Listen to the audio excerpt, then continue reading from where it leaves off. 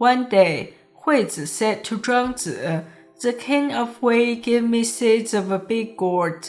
I planted them, and when the gourd vine bore fruit, the gourds grew so big that each could hold 5 PQs. When I tried to use one to carry water, it was not sturdy enough to lift. When I cut it open to make a ladle, it was so large that there was nothing it could properly contain. The gourd was certainly big, but because it had no use, I smashed it to pieces." So just how big was a gourd? According to a Qin Dynasty standard bronze weight unearthed from the Epang Palace site, 1 PQ or shi was inscribed as 120 jin, which based on modern measurements, its total weight is 30,750 grams, weighs about 30 kilograms. We can understand that during the Warring State period of China, 1 PQ was roughly equivalent to 30 kilograms today. 5 PQs would thus amount to about 150 kilograms. No wonder Huizi felt that the gourd was simply too big. Let us now turn to Zhuangzi's reply. Zhuangzi said, "You really don't know how to make use of big things. In the state of Song, there was a man who was skilled at making an ointment that prevented hands from cracking in winter. For generations, his family had made a living by washing silk, relying on this ointment to protect their hands. A traveler heard about it and offered him 100 gold pieces for the formula. The man from Song called the family meeting and said, 'For generations, we have used this ointment only to wash silk, and we earn only a few gold pieces a year. Now, by selling the formula, we can gain 100 gold pieces at once. Let us agree to sell it.' The traveler obtained the formula and went to persuade the king of Wu. At that time, Yue was attacking Wu, and the king appointed him as a general. He led the army into battle on the rivers in winter and inflicted a great defeat on the army of Yue. As a reward, the king of Wu granted him land and noble rank. The same ointment for preventing cracked hands. One man used it only for washing silk, while another used it to gain a fief. The difference lay entirely in how it was used. Now you have a gourd with a capacity of 5 PQs. Why not consider using it as a big vessel and float freely upon rivers and lakes? Instead, you worry that it is too big to hold anything. Surely, sir, you are just someone with a mind of weeds and undergrowth." Zhuangzi used the word Penghao as a metaphor of Huizi's confined mind. Penghao is also known today as crown daisy. It generally refers to wild weeds, low, tangled plants that only grow close to the ground. If we were to say this today, it would be as if Zhuangzi were saying that Huizi's mind is no bigger than a dandelion. Zhuangzi's words cut deep. He was basically saying, "Mr. Hui, it's not that the gourd is too big, it's that your mind is too small." He revealed Huizi's narrow mind and limited vision, a mode of thinking bound by established ideas of usefulness, unable to break free from them. Zhuangzi suggested turning the big gourd into a big vessel for floating on water. In English, this idea seems perfectly smooth, almost without flaw. Originally, I also assumed Zhuangzi meant cutting the gourd in half, as Burton Watson translates it as a great tub, something like a bathtub or water tub that could carry a person. But the more I thought about it, the less sense this made. A 5 PQ gourd takes roughly 150 kilograms. When split in half, each half would have a capacity of about 75 kilograms. Evidence from the terracotta army suggests that elite Qin soldiers average around 180 centimeters in height. while other archaeological studies estimate the average adult male at the time to be about 170 centimeters tall. So we can say that men at the time were not significantly smaller in build than modern men. Unless we are prepared to persuade Archimedes otherwise, I doubt such a split gourd could support the weight of an adult male while remaining stable and aloft on water. The key lies in the original word Zhuangzi used, 大尊, big 尊. A 尊 was a kind of bronze wine vessel in ancient China. How could a wine vessel carry a person? I can't help wondering. If Huizi had known English back then, might he have already thought of turning this big gourd, useless as a water vessel, into a boat, a vessel in the nautical sense? What a subtle magic language holds. Anyway, the term 尊 has been preserved in Japanese, where it is still used today to refer to a cask or barrel for alcohol. Even historically, not all native Chinese readers understood this point. That is why later commentators felt the need to explain that the big 尊 refers to a waste boat. At the time, people would tie a waste boat, shaped like a wine vessel, around their waist and use it to swim across rivers, functioning much like an ancient version of a life buoy or flotation board. Some ethnic minority groups still preserve similar practices today. Seen this way, Zhuangzi's suggestion makes perfect sense. Zhuangzi was suggesting that Huizi tie the gourd around his waist and use it as a swim ring when crossing rivers and lakes. It is indeed a quite ingenious idea, so why didn't Huizi think of it?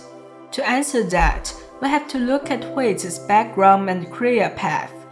Huizi and Zhuangzi were both natives of the state of Song during the Warring States period. Before becoming close friends, Huizi had once risen to great political prominence and was highly valued by the king of Wei. Wei was one of the 7 warring states and at the time wielded formidable political and military influence.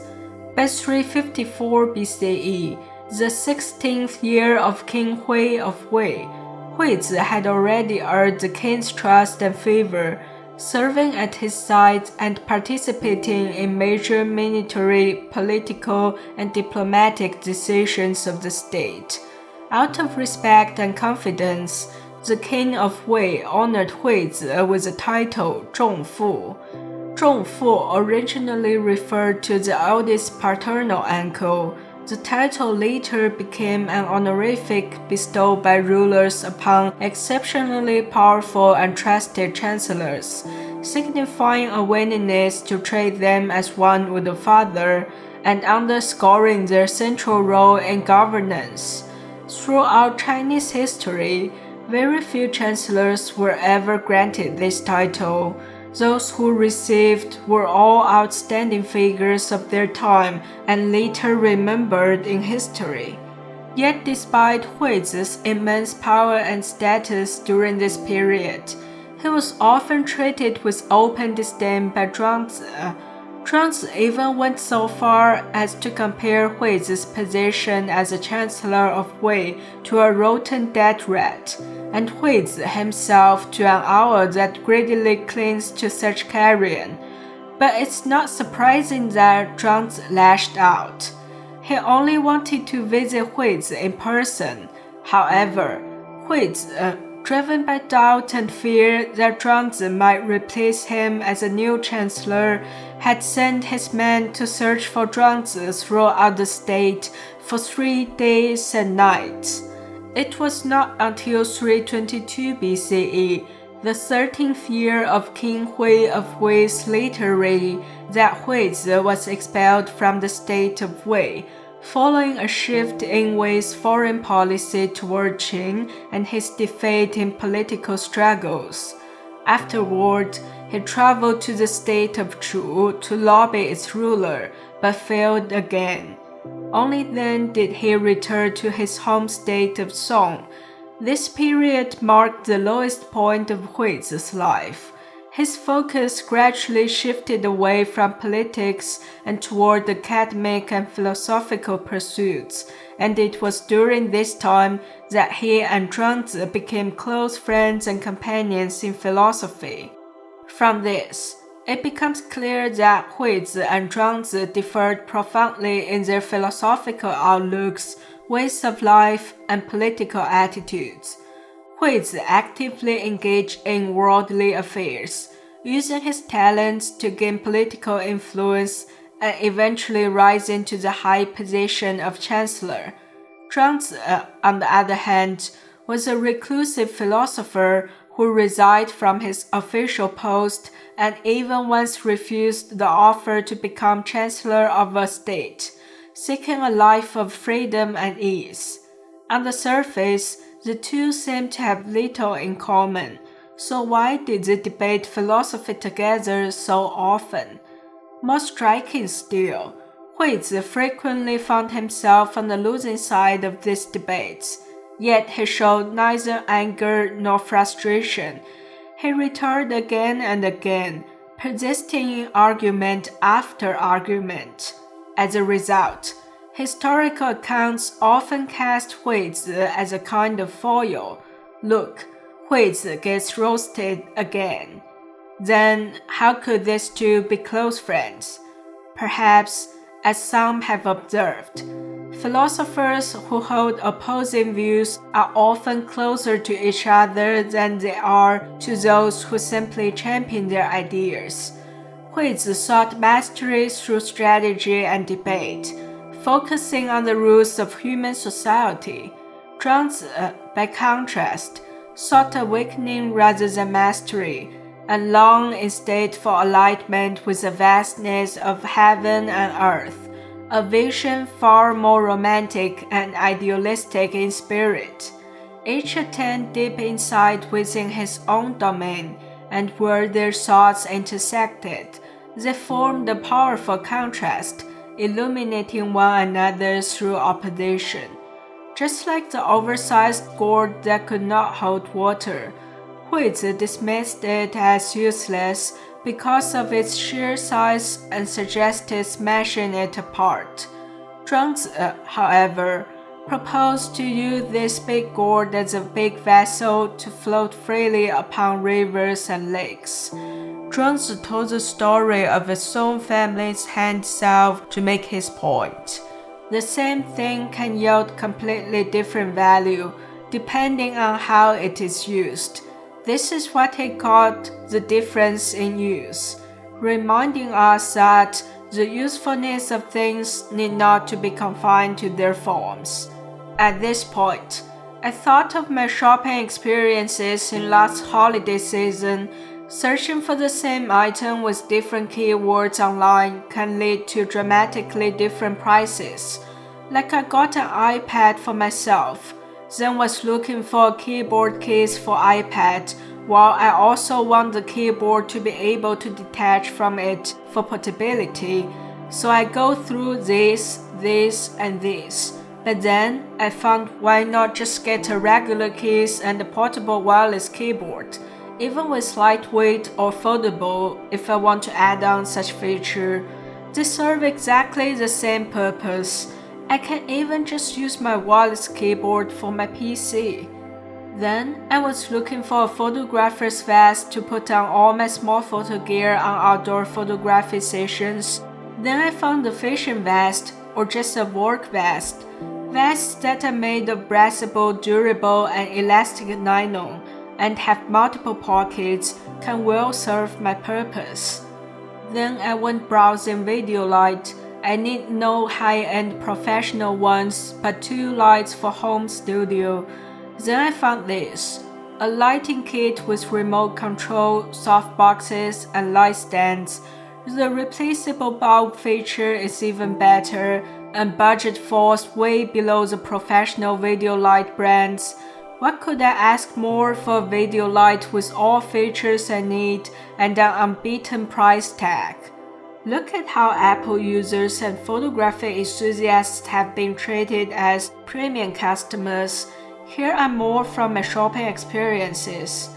Years ago, I was shopping for t-shirts, just looking for ones with a normal, comfortable cut and durable fabric. Then a girlfriend told me how much she loved wearing her boyfriend's t-shirts once she tried them on. She realized that men's t-shirts are cheaper, more durable, and come in more normal styles and colors. No long sleeves with odd shapes, no cinched waist, no shoulder pads, no random holes here and there, and not limited to trendy seasonal colors. Finding t-shirts like that in women's clothing isn't easy at all. She also shared a little shopping trick for footwear. If you have big feet, check men's shoes. If you have small feet, look at kids' shoes. Whichever is cheaper or on sale. Wow, look at how we women have been spending our money.